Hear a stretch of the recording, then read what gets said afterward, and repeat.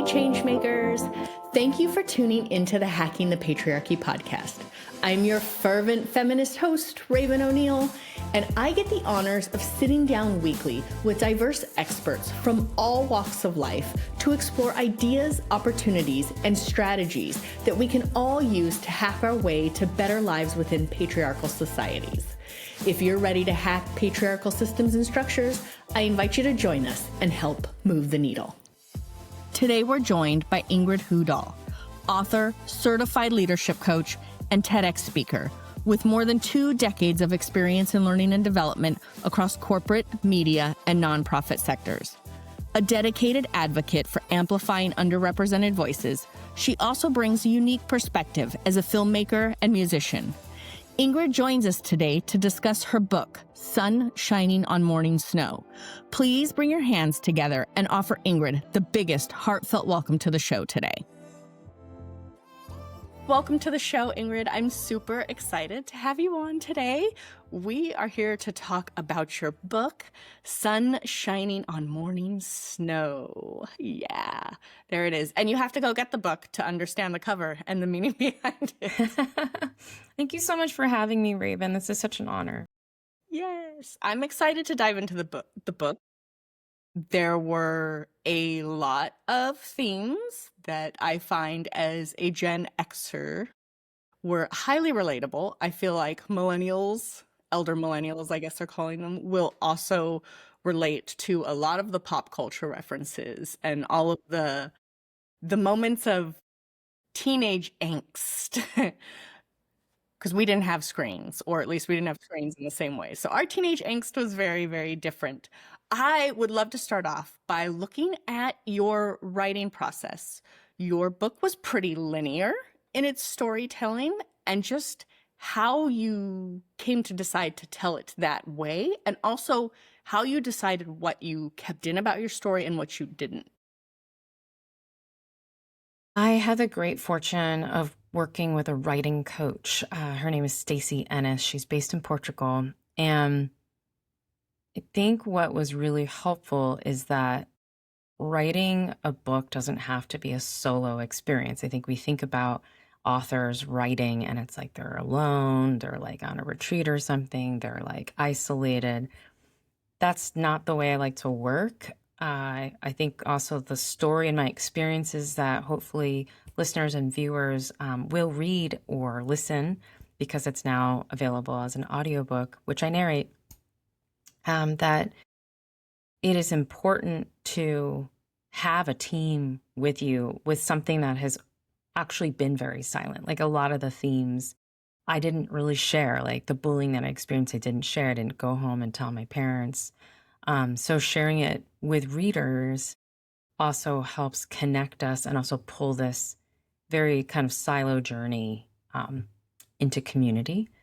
And the linear part it's really interesting. Like when I was working with a writing coach and, you do a lot of prep and sticky notes and, is this a mother-daughter story? Is this just on identity? Is this trying to fill a gap for multiracial, mixed race, mixed Asian folk who don't really have these stories from elders, and might I be able to step into that place? This is a book also to try to connect humanity, connect across difference, have more curiosity. But I started from the perspective of before I was born, introducing the first bold characters of my journey, which was my parents. Like, I think after losing my mom, I realized she couldn't write her story. If she had had more time, I think she would have. She was a beautiful writer, fluent in both Mandarin and English. Me writing the precursor before I even show up into the world, I wanted to honor her. She was the one who kind of came to the US from Taipei, Taiwan to study computer science, library sciences. Like, she's a tech pioneer in this country.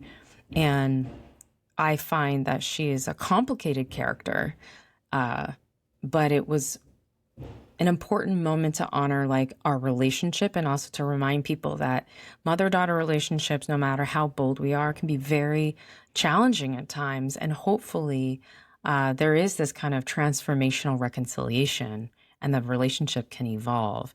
So I want also to show that uplifting and hopeful side, and the possibilities. So whether you're a mom reading this book and being like, oh, wow, I should really let go of this stubbornness and just accept and embrace this daughter who I love. And for a daughter to have curiosity around what's actually going on with my mom beyond what feels like rejection and potentially abandonment. Thank you for asking, but the writing process was linear in part too, because when I was working with my copy editor, she was really good at tracking the entire history and double checking, like in 1989, was that like, did that actually happen in the world? I'm like, wow, that's seriously intense. But it became this chronology where you have to be really clear, Ingrid, if this is when you're 5 and 6, and this is when you're 10 and 11, and this is when you're a teenager, that we do follow this with you as a coming of age. So that decision didn't necessarily come like pre-planned. It sort of got shaped and formed.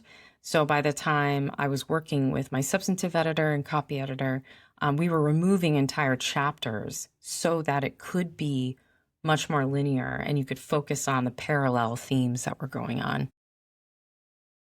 That's so interesting because you did pull out these parallel themes, and you touched on one that I thought I actually really loved.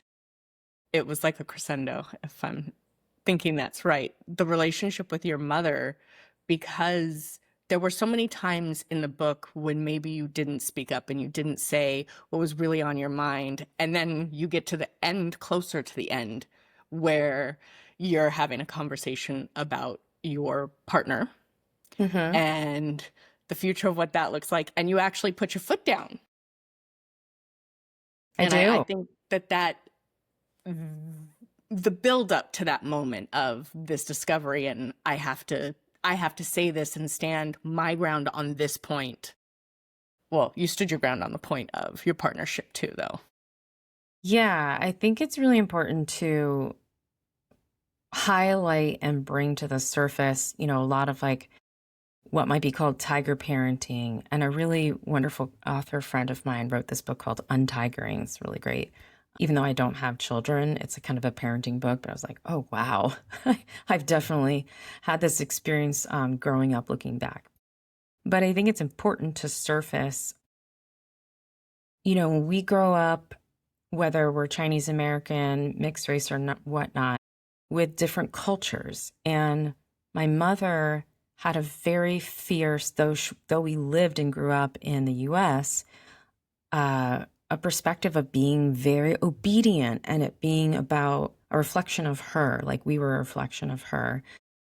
I think she had, very high expectations. She wanted her kids to be a certain way.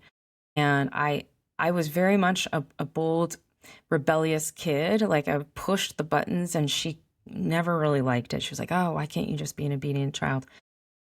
But I think in the parallel that comes where I do put my foot down around, no, this is my truth. This is the woman I love. This is the woman I'm going to marry. My mom's like, no, like rejects this. When we do transform and reconcile, and there's this like big, beautiful vortex of love and forgiveness and like moving forward, I don't ever really know what changed my mom's mind or took her foot off the gas of being stubborn and like staying behind this. I've chosen to reject this. I'm so glad whatever really made her decide to do that. I'm like so thankful.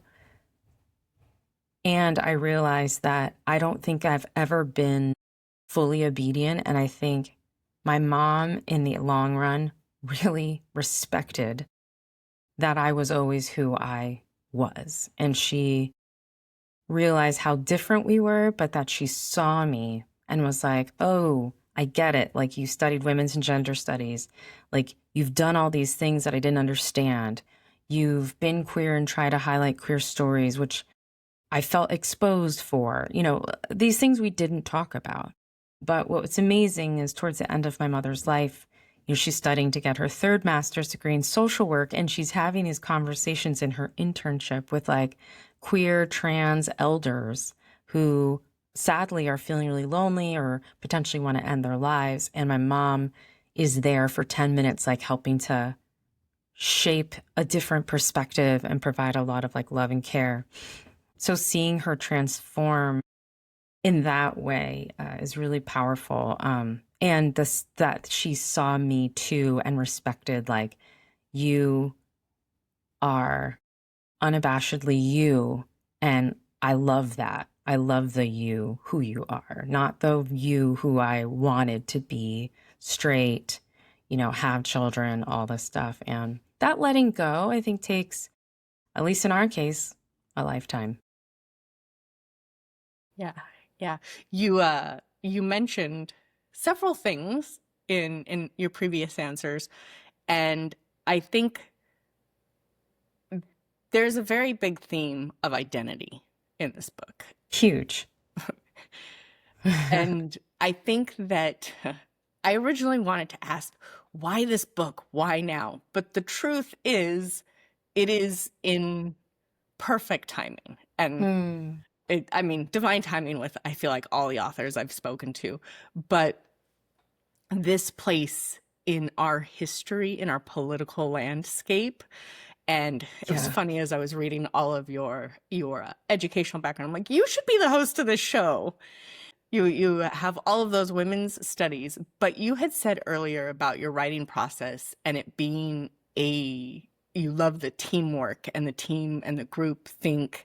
And I noticed in your book, it starts off where you have a fairly solitary childhood when regards to friends, with themes of being multiracial, the things that come up with that maybe don't have you, or at least you didn't write about the groups you might have been in there. But then we get to your college days. And I feel like there's one point, and I probably couldn't pinpoint it, but one point where you really start talking about these groups you are in, mostly bands. But from there, I don't feel like there is another point where you are not in community.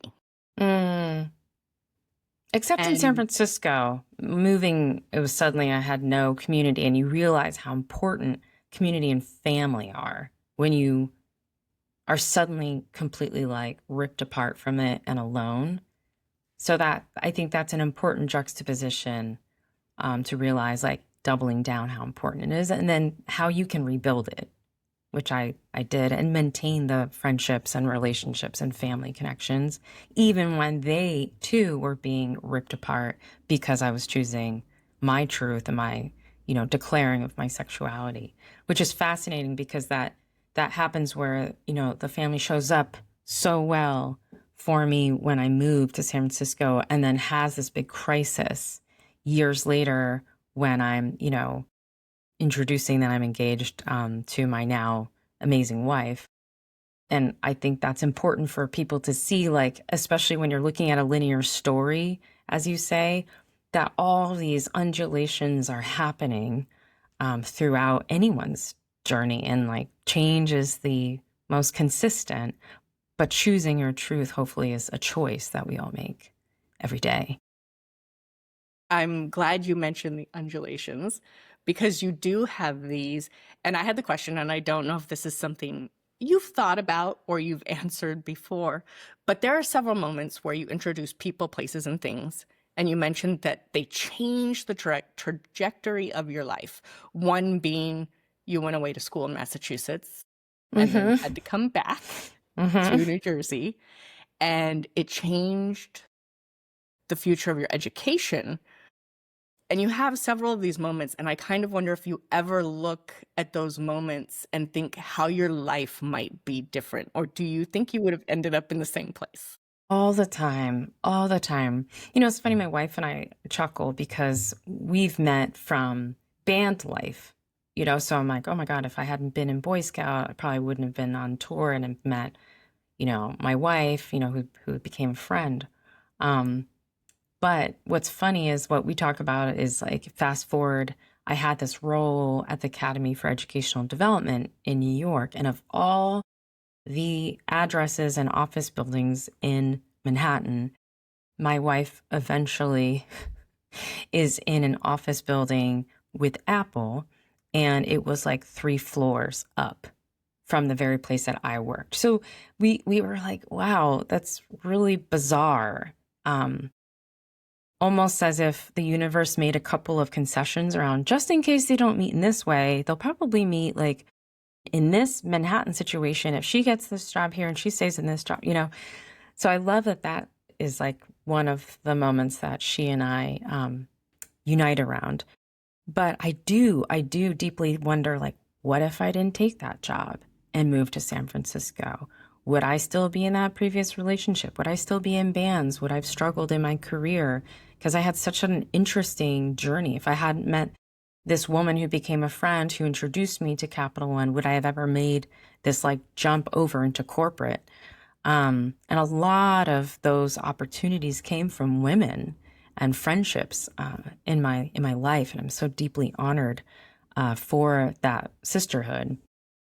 I do wonder, like, gosh, if I'd stayed in Massachusetts, what would my life had been like? I was a big snowboarder. Would I have just continued on that path? And, you know, would I've gone back to being an equine veterinarian scientist?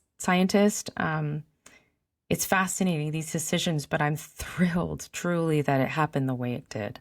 Because when I went to Rutgers, you know, I even say in the book, like, how frustrating it is to not have choice and to kind of be like told and sort of forged that you're going to go back and it's going to be a state school nearby, and assuming I'll just move in home. And I was like, oh my God, is this like taking all the wind out of like the newfound sails, is what I write. What was amazing is at the end of that chapter, I thank my mom.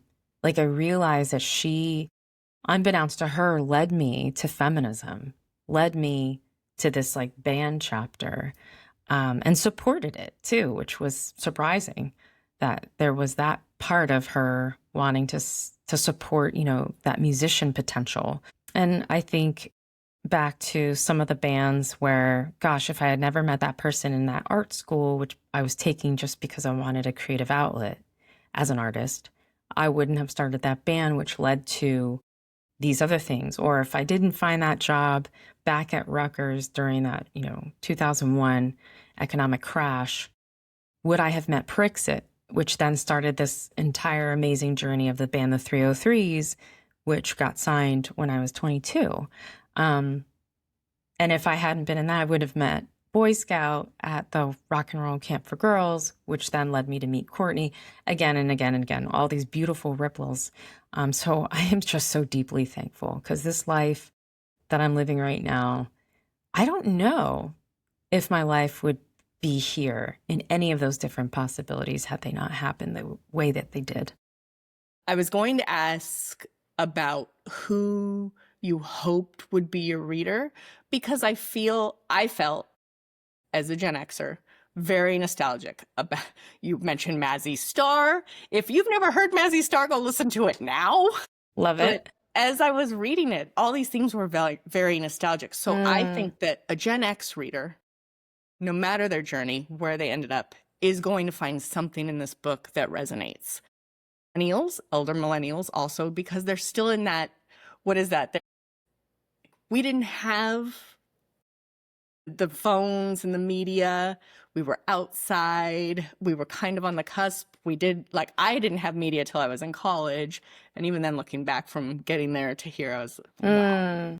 But you have those themes. But then also, I feel like the Gen Z readers, the themes of intersectionality, identity are going to resonate with them. So I wanted to look at, in your writing process, who you were hoping would be your reader. And I'm happy to share. And before I reveal that, I will say it's been fascinating, because I just got off the phone with a cousin's daughter who's both half Asian and also a lesbian just the other day. And so she's been sharing the book with her friends. So they're, you know, Gen Z. And it's fascinating because she's like, oh, I didn't have a lot of these like bullying experiences, and sort of had this totally different journey. But I think for them, it's this older multiracial queer hapa who they're like, I haven't read ever somebody's story like this even if it wasn't the exact experience, it resonated with me. And I didn't know this about our family, for example. And then on the other end of the spectrum, I have like these lovely neighbors, and some of them are boomers. And this white Jewish boomer lawyer was basically telling me he finished the book. He had some guests show up, and they came into his living room, and he's just crying. And he's like, I've resonated so much with your story. So this is a cis white male, straight male. And I'm like, oh, I'm so deeply curious. Tell me more. He's like, well, all the feelings of not really feeling like you fit in or that you belong and feeling misunderstood and trying to figure out who you are in the world. He's like, it really resonated with me.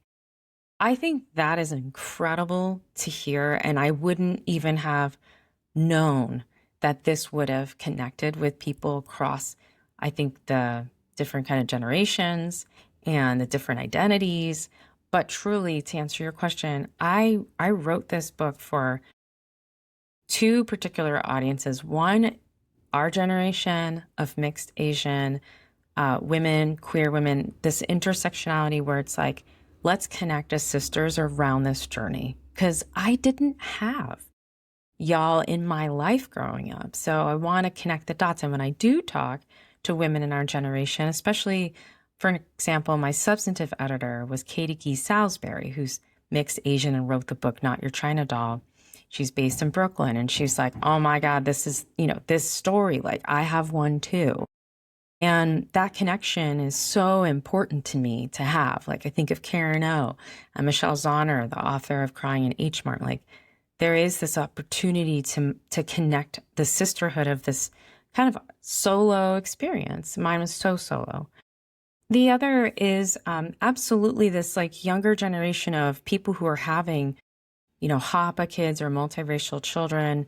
I think the mixed Asian community, mixed Asian media has said that it's the fastest growing population in the United States.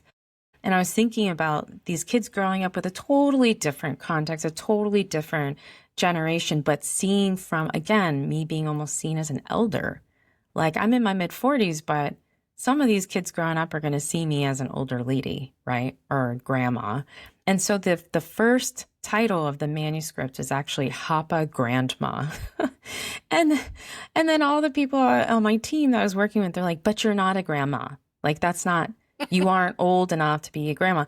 But it gives you that insight that I was hoping would just help share a story of somebody's life 13 years after interracial marriage was legalized in an area of the United States that was predominantly white, that was asking every day, what are you and where are your people from, and making a lot of these sort of really xenophobic assumptions, and how I shaped and protected myself and fought and also accepted the humanity part. And that journey, I think, can inspire this younger generation and our generation to not feel like they're alone, and that there's a blueprint and a story that just resonates and says, yeah, I feel seen. I feel recognized. I see myself in this story. And maybe one day this journey will be created into media, into film. And if that's adapted, I would love people to actually like watch this as a series and see, because we still don't have enough of that kind of storytelling specific representation on the mixed race, Asian, multicultural experience. We just see more people in film and media, but we don't hear their specific stories. And I want that to be more common in the future. There was an I rarely let those out, and that was just dead in the middle, nice, loud, proud. Well, That was awesome. I have my moments too, apparently. It was awesome. So you mentioned in your writing process that there was a lot you had to pull out to make room. And I, as a reader, felt like there was a lot. Juicy parts, I was like, oh, we're going to dig into this. And you didn't necessarily dig deep into it. So I have to ask, is there a number 2 in the hopper? I love that you're asking that. There are ideation I'm in a phase of ideation. Yes, there is a second one in the hopper, but we're trying to see how this one goes. So hopefully those listening and or watching will buy a copy, because that will help fund said second version of what happens next. Yeah, we can hope. Go get the book and read the book, to those tuning in, because it was such a, again, there was so much nostalgia, and the cover didn't resonate going into reading. And at the end, you're like, oh, let's look back. That makes sense. There are parts of the story you start out that you wrap up in a bow, and not a bow, but it's a nice closing out of a story. And I'm not going to mention it, because if you're listening and you're watching, you have to go get it to hear that part. But you do close it out in a beautiful storytelling manner. And then the stuff you talk about in the beginning and the name of the book all makes sense. You happened to mention the patriarchy in like chapter 1 or 2. I can't remember which one it was, but it was pretty close to the beginning. And being the timing of this book right now, patriarchy hasn't changed very much. I don't know if it's ever going, how do we get out of this? I have that conversation all the time. But, you mentioned that interracial marriages, were they legal when your parents married? Or was it just after that they legalized it, or just before? 13 years later. So it'd been legal for only 13 years, which is wild to me. And then you have a wife, and that has not always been legal either, and it's continually getting attacked. So just looking at the timing of the book, Intersectionality, you've had parts of your career in DEI. Yes. And learning. And yes. Just looking at how you decided to weave that in, or whether that was the starting place and the other stuff was woven in, whether it was all connected, and how important it was for you to really make those things clear, especially intersectionality and identity.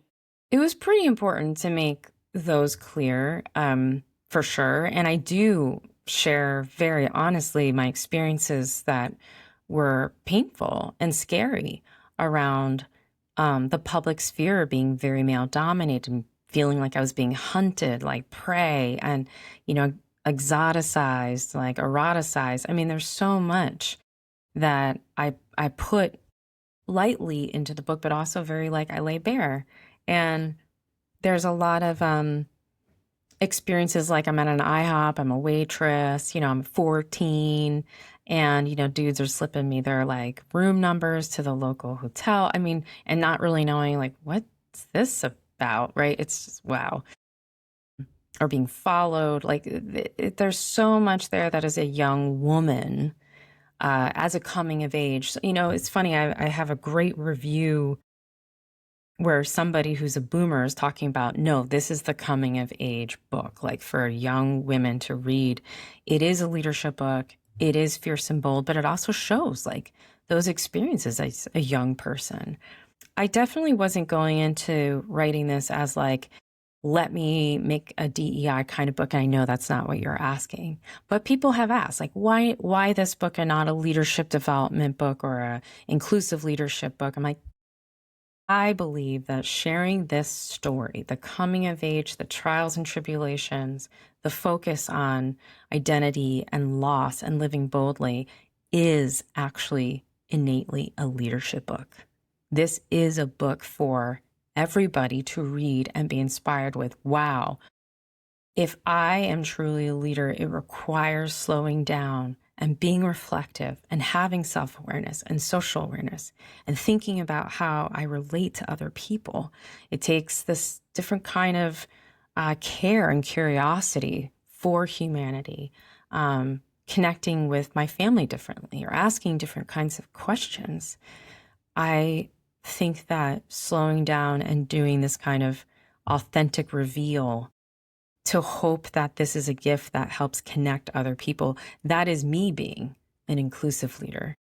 Not telling you how to, but showing you the path to do this that worked for me. So modeling that requires really doing the work of understanding, how did I make sense of this? When did I go, haywire? What relationships do I want to share that actually help a reader with what they might be going through and connect and relate in that way? Because I don't share every story. And to your point, there are some where I could expand upon, but there's this other kind of narrative that's happening.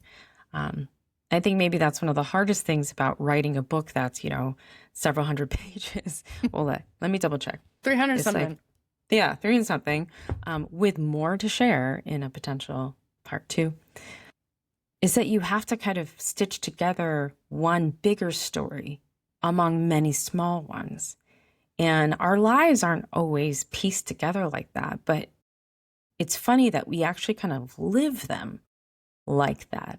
And so in living like that and piecing together the story, they sort of came together where I was like, wow, each of us could be orchestrating for 6 months of any time of our year, sitting down and really writing our story and going back and sitting with our inner child, or that child who's going through that bullying experience at a bus stop, or the moment that you're really struggling with a parent or any kind of family riff, and slowing down and really being there for yourself and with yourself and helping to contextualize and understand the choices that we still can make, not the choices we made necessarily back then, but who are we today?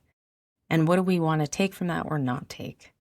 I think that's an incredible power that you have as a leader and also as an author, that you get to share the story that you want to share, not the one that is going to be represented from somebody else who doesn't really know you, or, this is her resume.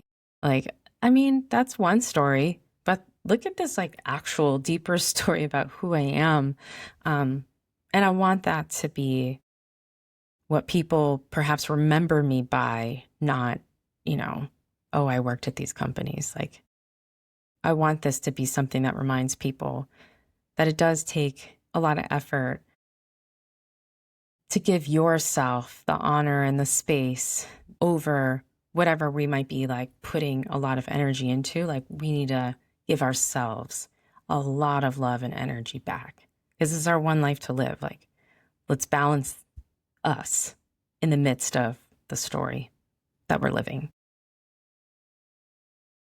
It's funny, as you were speaking through that, I was thinking about my question about who is this book for? And I had a moment where I kind of had a thought myself that I didn't maybe dig into as I was reading it, that even this book is probably for everyone, because everyone can identify with something in the book. And I was thinking about how my husband should actually read the book. We have a teenage daughter, and Hell yeah. love when you speak to your father, your relationship with your father, and the teenage years. We're currently in it. Oh, I would love it if you read the book. I think it would be helpful. Yeah, it is, because I feel like when I read it, so much of the very beginning resonated so much. And then at the end, again, you do wrap it up in this beautiful, I don't want to say bow, but you do wrap it up very beautifully. Thank you. I did forget about all those moments in the middle, the IHOP, the incident with your boyfriend, and all the middle pieces, but we don't want to give that away anyway. But because I remember the beginning and the end so clearly, I forgot about all that important stuff in the middle. See, now I'm gonna have to go back and read it again. Yeah, or you can listen to it. Did you record your own audio? Yeah, I did. I narrated. Yeah, I had a really great audio coach. I've been learning so much. It's the writing coach, the audio coach, all the people who it takes to teach you things. And it's been cool being a beginner in this phase of my life. I'm like, oh, wow, that's so fun to have a new growth mindset. Ooh, that's playful, as opposed to feeling bad about yourself for not being good at something. I just wanted to add that because I think people maybe don't step into living boldly and making these kinds of choices for themselves because it doesn't exactly feel great not being good at something right away. But that's the opening to things. So I hope this encourages people to step into what's not comfortable and what they're not good at, just because that can be the opening of a journey that's worthy of your energy and attention. I love that. Actually, another recording that's going to come out right before yours, she talks about if you have the ability to sit in the friction, if you can, just sit there, like to do the uncomfortable thing over the I easy want to thing. listen to that. Yeah, I'll be listening to that. So this is a biographical book. I tend to read very boring biographical books that I'm like, great for my history, great for my education, not as exciting and extremely hard to actually finish it. And I finish it because that's just my personality. Yours was not in the slightest. It was so colorful. Again, it was linear and it had its up and downs, but it was extremely captivating. And I think that because you were willing to be vulnerable in the storytelling, and the storytelling wasn't necessarily this, and like you had an entire chapter on horseback riding. And yes, you did have your experience as Hapa and what that meant for that experience. But that was a chapter that was I felt very different than what I might find in another biography. So going back to that process of putting in what you want and pulling out, ooh, this is fun. Was there anything you were like, absolutely, that is not okay to remove? It's funny that you actually mentioned the horse chapter, and I think that one and the experience of my mom pulling me out of UMass Amherst, those two were like pretty important to me, and I think they make sense for sure in the journey and the story, and how like as a young person you're bold and want to follow what your heart is like leaping towards, and the liberation that horses show, but like how much I learned from horses and like pain and healing and choosing to heal. Like it was really important. Also like how body language and nonverbal communication is powerful. I think I probably use a lot of that now in my leadership coaching practice. I know that there was a whole chapter on snowboarding that got ripped out. And I had wanted it in there because it talked a lot about the sexism I experienced in what at the time in the, mid 90s, early mid 90s was very much a male dominated sport. So, you're a musician, I kind of capture some of that for sure within that music vignette. There's the equestrian vignette, there's like my musician vignette. But I thought that the snowboarding vignette would be interesting. I still think it is, but it made sense to pull it out because you're already getting those themes. But had it been in the book, you just see like all these different places that I am experimenting and trying to sense make about how to be, a woman, a young woman in a predominantly male suite of environments, like not just high school or whatever, but all of these different kind of creative sports and outlets. I think it was important to kind of go through that process myself and to be able to say, yeah, okay, we will remove that.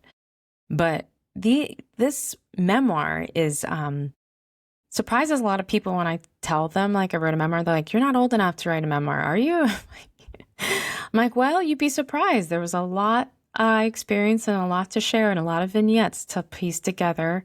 And I think when you lose, a big figure in your life, like a parent, it's been 3 years and 2 months or so since I lost my mom. And it's still quite painful, yet there's these things which could be in another book that I've experienced, which are really fantastic. Almost feels like a sci-fi. I love it. But there are days where I'm just so shocked that she's gone. So it sort of can crack you open. I think other people have likened loss like this is like a cracking open. When things crack open, things can just ooze out and just like go down, like it's not good. And I think for me, it opened and things shot out like light. And the choices I made to use that energy or that kind of light to highlight the story and honor my mom and the complications, like it wasn't all wrapped in a bow. But I like that you say, because it's so poetic how this journey does end in this like first iteration of this book. And I'm really grateful that that's what I experienced. I hope I'm answering your question. I feel like I'm like moving around, but I'm all over the place too. And actually, while you were talking, the question I had came back to me. Okay, great. See? I figured it would. Yeah. What is it? So in getting ready for this interview, I, of course, did my due diligence of looking at your past as much as I could find online. And I found this beautiful corporate career. And then now you're an author. I don't know if you're still coaching, but you're an ICF. I'm going to butcher that. You're a certified coach. Yes, I am. And you're a speaker. What's next? Yeah. Oh my gosh. I would love to absolutely keep the speaker, the author, and the leadership coaching, my 3 pillars moving forward. Maybe I would find another kind of corporate experience, but I have closed that for now. But yeah, I'd love to find ways to continue elevating and amplifying this story and to inspire all the generations, all the audiences to wrap their arms around themselves and also reconnect with humanity. Like, how do we do that? How do I amplify that opportunity and what I've learned? And hopefully we'll continue learning through my clients, through my practice, and through the journey that ever evolves. So I like to end the show with 3 hacks. It is hacking the patriarchy. I feel like you could speak to a million different hacks. You have to go out and get the book to learn more about Ingrid's past, but she does have a very wide breadth of history within women's. I noted it, your degrees. You have a master's too, but I noted that it was art, women's, it was something women's, and now I don't remember what it was. Women's leadership and then women's and gender studies. Yeah. So you have this very rich history. Obviously, you tell a good portion of it in the book. So there's this very rich history. I feel like we did not talk much about the patriarchy, but any hacks, 3 hacks for our listeners. Gosh, I know. The patriarchy is very toxic and yet has so much opportunity to evolve. So the 3 hacks are related to the awareness of tapping into patriarchy's evolution. One is for sure, if you are in a corporate or office setting of any kind and a man repeats some of your female colleagues' ideas, and you notice that because everybody's like, oh, what's up with that? And he's like, this is a great idea. I came up with it myself, right? Clearly not listening, right? Only listening to oneself, believing that that's their own idea. Usually it's not personal, all this stuff. My hack with that is immediately be like, I'm going to use fictitious names here. Jerry, it sounds like you really liked Lisa's idea. I'm curious, how did you want to build upon her idea? Because it sounds like it really inspired you. Let somebody sit and really think about that and wait and give them time to think about it. I'm like, oh, did Lisa bring that up? Yeah. Did you not hear her idea when she was speaking? I think the second thing is to help related people slow down and really listen to understand. not just to respond. Whether that's the patriarchy, whether that's your feminist, whatever, it's so important to listen, truly deeply listen. As a coach, we learn how to do that. And I was very surprised and humbled when I was getting my coaching certification and realizing how little I listened at a level 2 or a level 3, because we're all rock stars at level 1, right? I'm just listening to how I want to respond, my own mental chatter, making the assumptions of what somebody's trying to convey, or, oh, I want to get my idea out there. So listening to understand is super important. That's number 2. And number 3, always bring a feminist spirit and another woman into rooms you're not in. I know this is kind of very much like in the workplace, but this can be anywhere. So I try really hard to resist ever feeling insecure or comparing myself, because we've been taught how to do that as women. What I really focus on is like, okay, clearly I'm curious about this person. I'm going to engage with this woman and ask her and get to know her, because it's about my curiosity that's going to connect us. But if I'm in a room where there are no other women, I bring them with me, either physically to that meeting, or if they're not physically there, I talk about them. I amplify them. I say, these are other women who are crushing it. This woman would be great in this other opportunity that could amplify her. How do we amplify each other and challenge when men have a certain perspective that can feel extremely sexist and biased? Because that exists constantly. So I've committed to bring that up every time I sniff, hint, or blatantly experience sexism in the workplace from male colleagues, and make sure that it's a safe environment. Say, hey, that felt incredibly sexist. Here's why. I'm curious, like, what do you make of this realization? Like, what are you learning about this? Like, what do you actually mean? Or when it's happened to me, I've been told by male bosses, leaders who are like, oh, Ingrid, you're so pushy. I'm like, oh, that's fascinating. I notice how you really love challenge and debate with other men. I'm curious, with what I'm doing, how is that any different? Like, it's important to be a mirror, to make sure that there are moments not only that you're bringing other women into the room, but you're also advocating for shared understanding and equity, and bridge a gap of like, no, that's an assumption that's harmful. And if you're curious enough to want to learn why, which is a really important leadership choice to make, let's go down this road. If you're not, I think this probably isn't a place that's where people want a leader like you in place for themselves to thrive. That was a really long answer, but I feel like since we didn't get to talk much about patriarchy, it has to be invited, challenged, have a mirror up to it, and be in a place where we can help evolve it, because it needs to evolve. It's really been so toxically rooted, and it needs to shift out of that soil. Loved that answer, because again, it was very circular. Is that the word I'm looking for? You mentioned active, like truly learning how to listen, and you can't challenge it and ask the questions to create those conversations if you aren't actively listening to what's being spoken to and around you. And before anyone comes for me, I'm totally guilty of it. We all are. It's okay. We just have to practice it. But thank you. That was really well conveyed. So thank you for wrapping that so nicely. Yeah. So your book, Sun Shining on Morning Snow. Listeners, go out and get it. Read it. Tell us what you think. Write a review. Request it in libraries if it's not in there. I just learned that from another author the other day. I was like, that is brilliant. Ingrid, thank you so, so much for taking time out of your day to join us. And I feel like I've done this the last 3 episodes. Ugh. For those tuning in, how can they find you, reach out, and connect?